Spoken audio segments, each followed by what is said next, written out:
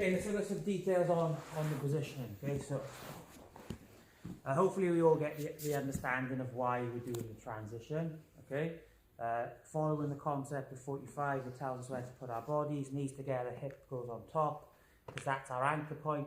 Knees split, we can no longer follow that logic, okay, because they're two separate points now, okay, but it creates an opportunity on connecting to the bottom hip to re-establish the 45, okay. So lots of people are taking the knee between the legs, which is great, but not re-establishing the connection, okay. And it's fine, okay, in terms of our first go. You actually see this at higher levels, you know, black belt levels of competition, where people leave this gap here and they focus their control on this leg and then wonder why they can't have successful passes from the position, okay. Very obvious once you see this that you have to reconnect to the hip, okay. Now, when I say hip, we can have a broader definition of the term because it's essentially the inside space around the hip, okay. So it could be like a little bit higher, a little bit lower. For what we want to use it for, we can go to the hip and then we can use our knee to affect this bottom leg, okay. So that's why in the first part I mentioned trying to push this leg away from you, okay, because it keeps your anchor point so that you can apply pressure to the shoulders effectively, but for the pass it makes this leg less effective, okay. Now if Johan has his knee, we'll do this without me on top because it's probably easy to demo, this foot should be able to reach up quite high. Yeah, so he's got decent flexibility. So if I'm trying to get to mount and he's got this much flexibility in his leg, then he's going to be able to block my leg from coming around because his leg can keep going up and down, okay. If I drag this away, so imagine I'm pushing this away with my knee and his shoulders are flat. If he tries to reach his leg up now, you can see how much mobility I've taken out of it when I've done that, okay.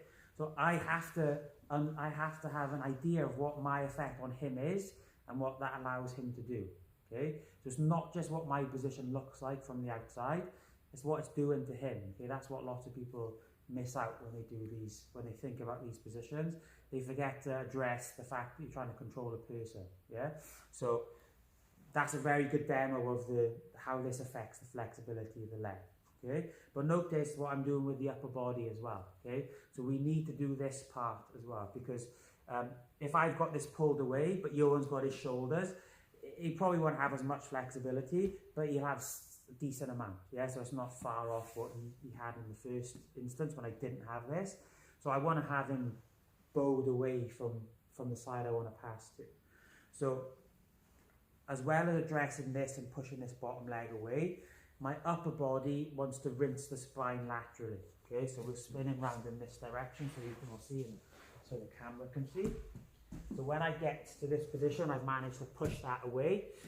My upper body is going to be on the outside of the center line, okay.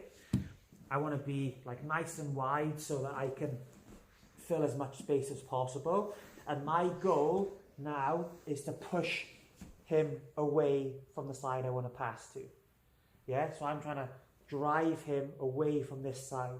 So if he tries to have flexibility and mobility in that leg, it's going to be difficult for him to do it, okay. He's more likely going to try and hold on to my leg in like a half guard than try and use it to bring up and stop me from going over, okay. So that's one bit that lots of people are missing, okay. And it usually happens because people want to be tall on their leg because it feels a little bit more comfortable, which means their butt is high and naturally their head will come over to this side, okay.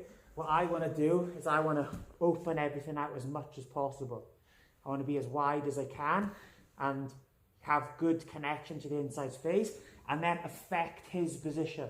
Like I'm driving and dragging so that I bend the spine around and make sure the shoulder's going towards the floor. Okay, that's what's going to give me the control. That's what's going to allow me to pass.